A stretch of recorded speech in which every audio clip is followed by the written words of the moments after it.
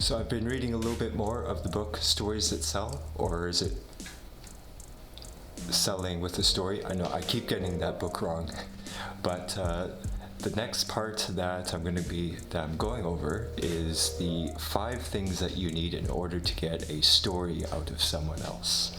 Getting a story out of someone is super important, especially when you're doing documentary work. Sometimes, like, you sit down and there's a little bit of nervousness or, wondering, like, what's going to happen, because oftentimes people don't know what they're going to say until they're in the moment. And sometimes we, as interviewers, can maybe not always ask the ideal questions because we don't know the whole story. And so when we approach someone trying to get certain answers from them, we may not always ask the correct questions, or the questions that would be ideal for the situation. So what I have here is 5 tips on how to get their story out of them, because the better their story is and the better that you're able to conduct that, they're going to enjoy the process a lot more, you're going to enjoy the process a lot more, and you're going to get a better end result. So the first method is to stay silent. A lot of people will talk and try to fill the spaces if you just be quiet. Now, when you're on video especially, you're doing a video interview, you don't want the interviewer or the camera person to be making a lot of noise, because A, you're standing right beside the microphone, and B, most of the time you're not going to be featured on the film. Unless it's the kind of production where the person being interviewed is also in the final product, like say a talk show or a radio host kind of thing. But oftentimes you just need to be quiet and still and let the other person speak. Don't be like agreeing with them, going or trying to speak with them like you would with a normal conversation. You just want to ask them the question and wait for them to finish. And when they stop talking, if you find yourself starting to speak too early, you'll get this with some experience, but if you've ever interviewed someone on camera and then you thought they stopped talking, and then you start talking, and then you're both going on, and then you end up with an unusable section of audio, just count to 7. That's what I often do, especially when I was just starting out. I would count to 7 for all my shots. If I saw some little clip, something interesting I wanted, I'd count to 7 to make sure that clip was long enough before I stopped recording. And it's the exact same thing when you're talking to someone on camera. Just count to 7 when they stop talking as a minimum basis to make sure that they've said what they have to say. Now, the next important part is that you ask them open-ended questions, meaning that you want things that are going to elicit a longer answer than simply yes or no. Example of a closed-ended question that you could ask would be something like, what is the greatest challenge you're facing right now? Now, an open-ended question would be can you tell me about the greatest challenge you have right now? You see, the difference is telling someone requires that you use multiple words, sentences, and it may even be a full story in and of itself. Whereas if you just ask them what their challenge is, they could just give you a one-word answer, it's just a statement that says this. Because a story, in order for it to be a story, something has to happen. You have some starting point, some event occurs, and then you get a resolution of that. That's a story. A single word, not a story. The third thing that you could do is to ask questions about the stuff that's around them. If you're in your house, for example, they only have so much space. There's only so much space, there's only so much money. There's a reason why they have the things that they have, and often if it's things that they're decorating their place with, those items can have value to them. things like their pictures, their rewards, their accomplishments, the things that they choose to surround themselves with. So ask them about those details, because often people don't consider this stuff in their head as being stories. Like, they look around and they see details, like just factual piece of information about this, about that. But if you notice something that's unique, that is specific to that person or that place, oftentimes there is a story behind it. Like, where did it come from? What's its value? Was it something that was gifted to them? If they've chosen to keep it near to them, it's often important. At least maybe more important than they realize or usually often share. So the fourth thing is to get the person you're interviewing away from the area that they normally work in or spend their time in. It's often tempting, because we want to showcase the person and their personality and their life, but sometimes it can be stifling for them. There's certain things that they attach to their space, especially if it's like work. People are oftentimes more serious at work. They have obligations. There's a certain mentality around the space that they're working in, and it can be better to take people out of that mentality. By taking them somewhere else, it can help them relax and free up their mind, depending on the location. And even they may be willing to talk about things they otherwise wouldn't talk about. Like, if you're in, for the work example of where they work, there may be politics involved where there's certain things that they just don't want to say while there are other people around. So having that privacy, or even in the city, a certain degree of anonymity, even though it's not really anonymous, but you're in crowds of people and no one's really paying attention to you specifically. And that can be a great way to get certain people in certain situations to be comfortable. And finally, tip number 5 is that if they're not responding or you're having a hard time getting them to tell a story, tell your own story. Because as you tell your own story, you are giving them something to relate to. Because people relate to other people, and your stories are really what gives background on you as you are as a person. It can build trust, of course, and people just relax when they listen to stories, and being relaxed and the ability to just make the people that you work with feel comfortable will go a long ways to getting good stuff out of them. So when in doubt, go tell your own thing. Don't forget to be quiet once they do start talking. So to put all this together, when you're interviewing someone or you're just talking to them, it's helpful to have a list, or at least to have thought through these things in your mind about what sort of stories you want people to tell, because you'll get so much more information, so much more detail and understanding of the other person if they actually tell you a story and you're not just getting facts from them. And you can ask them questions like, well, tell me about a specific event in your life, or it'll be in the context of what you're talking about, so hopefully you already know a little bit of this. But what time it is, what events happened, who they were, what were they talking about, that kind of stuff. Just don't ask questions that are one-word responses. So those are the 5 basic ideas that I've been mulling over my head for the last few days. And I have an interview coming up shortly that I'm really looking forward to apply this to try and improve the results that I get. In the past, even though I've done a lot, oftentimes they're either they're already talking, or there's someone else doing the interviewing and I'm there, doing the cameras, lighting, editing, whatever whatever production kind of stuff's going on, or post-production.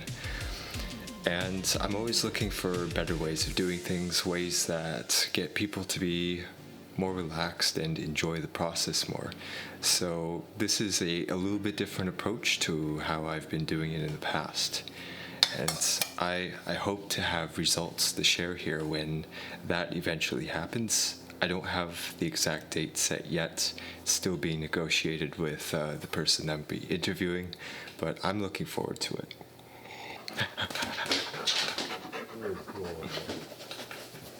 Ugh, whole place stinks now. Dogs are smelly creatures. Last couple days have been, well, very different.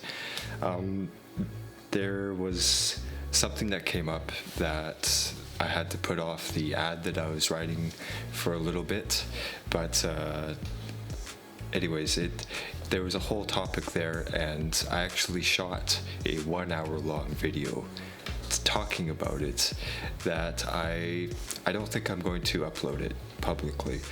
At least it's a topic that's so large, like it deserves to have a video that is properly edited and thought through carefully and put together nicely to talk about, because it's a very important subject that I think pretty much all startup companies have these issues, because I've been with other small companies and some startups before, and it's an issue that I've seen repeatedly happen, having to do with largely with communication, and how people are interacting with each other, and there could be hard times.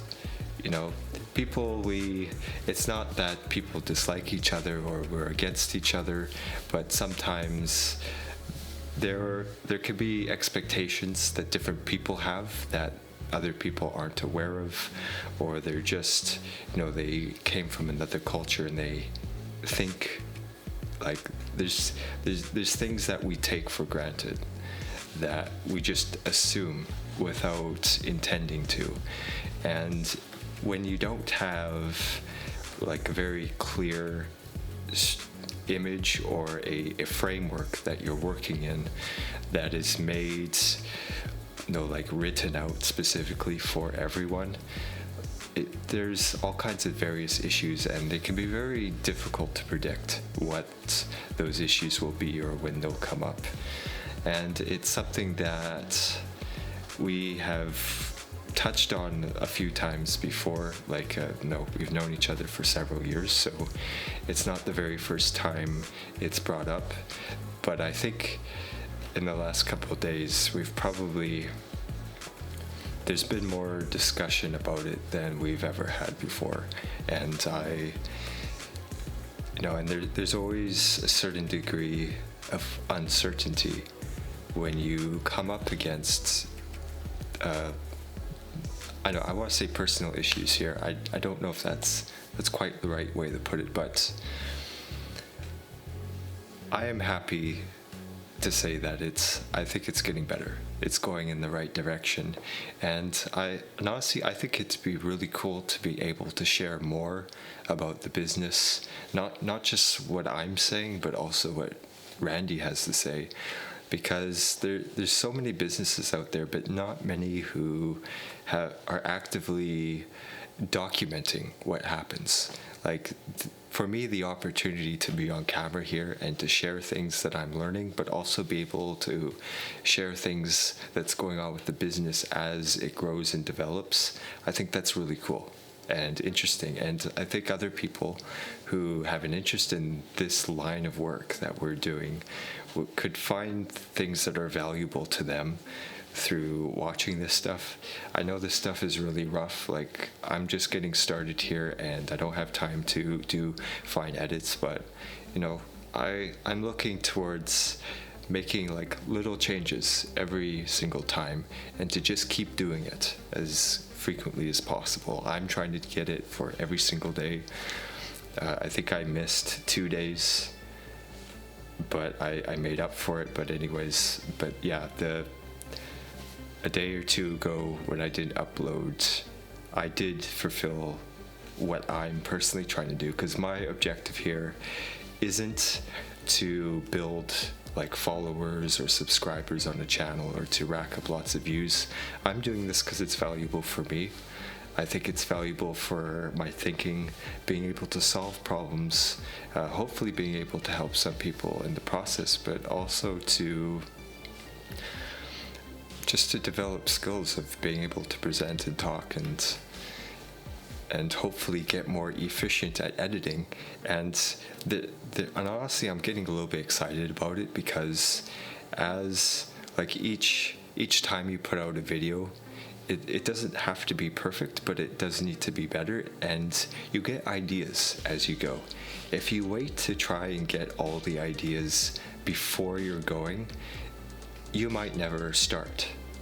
Like it's hard to do. Like even like so far, especially for the first couple videos I've done here, I spent a decent amount of time just thinking about like, what am I going to say when I sit down in front of the camera? I mean, I think for the very first episode I probably spent an hour like with the camera rolling and me sitting here doing false starts, because it's like, what do you do? How do you start this?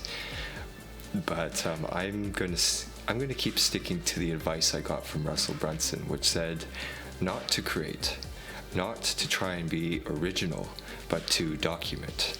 You know, just to share the things that you know, what's going on, because it's a whole lot easier to tell things that you're experiencing and that you're learning and going through in the moment than it is to create something up, like something else up. And like when I was a college student, I was under constant pressure. Like I felt that I always had to be original and to make something better than what everyone else was making. The reason being because, you know, we were doing art. It was for 3D animation design program that I did. And I found that really stifling. Like there's one assignment in particular, I remember this so well. It was for a concept art ad, where it was not ad class. And what it was, we mainly did digital painting. It was coming out with like characters, environments, props. We would get like some idea and we had to make new original designs. The thing is, I sucked at drawing. So everything I drew, I just felt completely inferior about it. And second, I was so caught up with the need to be original that I just couldn't put anything down. No, as much as I could try, like I would be like stuck. Like this one assignment, I remember it so well because we had to make a caveman, and so I'm thinking, okay, caveman like Fred Flintstone, right?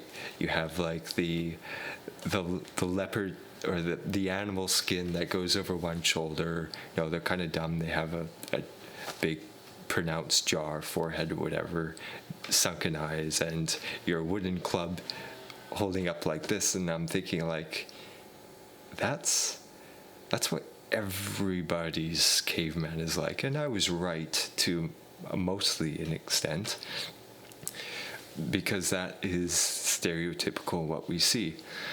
But I mean, even if you think about a movie like, say, The Croods, that's basically exactly how they showed it. And that's a AAA film that did really well. And they still went with that design. But I felt so trapped, because I knew if I showed up to class having made that it just wouldn't stand out. You know, it would be too cliched, too just bleh. And most of the students, that's what they brought in. I think there were a couple that really stood out just because that they were such talented artists that they made something look beautiful, you know, more than I was able to do. But suffice it to say, my attempt at a caveman ended up becoming a robot. Yes, a robot. To be honest, it was really cool. I'm actually really happy with the picture, but it was not the assignment. It wasn't good, just because, no. And the thing is, when when the teacher gave this assignment, he specifically said that every year there were students who didn't do it and brought in something else. And I laugh about that now, but I totally get it, because I ended up being one of those students, even though I completely did not intend to be that student. But I kind of, like, I understand the mindset, the thinking in there. And so, being now that this is a number of years into the future, my college years are well behind me now, but I understand it much better, and a lot of things that used to hold me back in thinking, I've broken free of. Not completely, entirely, but I'm a lot better at it than what I used to be. Like today, if I'm asked to do a caveman, I think it's better just to draw the stereotypical caveman and not worry about the originality, because you get ideas as you work through things. Like, if you think it's lame, boring, and don't sit there trying to like come up with something else, just do that lame, boring thing. Just do it. The chances are you will find something interesting in that as you go. But you just have to go. And like these videos, I just have to do it. I feel the need to do it. I have, what I believe are compelling reasons for myself just to keep putting it out every day. And I expect to see improvements over time that are just small, incremental, that will become something much more valuable, much greater, and will hopefully show through in my professional work as well. I mean, my professional work, overall, I'm happy with it. I've learned things through the various jobs and all the stuff that I've studied in the past in like the textbook way to do things and how to do it well. So the image quality is good, the technical quality is good, the artistic quality is okay, but it could be even better. And I've been watching, I'm probably going to get his name wrong, Hayden Hillier Smith. He is a video editor. He used to do like the Mr. Beast channel. I'm not a Mr. Beast watcher myself, but I've been watching his stuff, and man, I realize how much I've been missing out on just because I've been stifled by certain ways of thinking. Like I've been taught certain ways to do things certain ways, but you need to know those things. Like, it's very important that you know different methods of telling a story, you know different ways to compose images, that you understand things like values and shading and hue and so on, and camera movements. But it's not until you've gone through that stuff, like, that you've learned, understood, and applied those concepts, that you come to a point where you find freedom.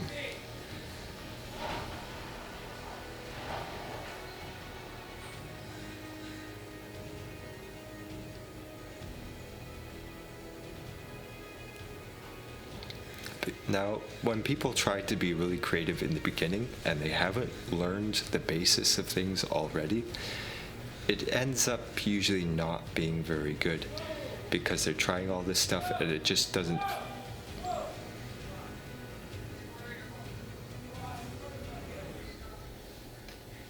Because there's a bunch of people outside yelling, but they go through all these things, but it doesn't fit together well because they haven't learned the basics.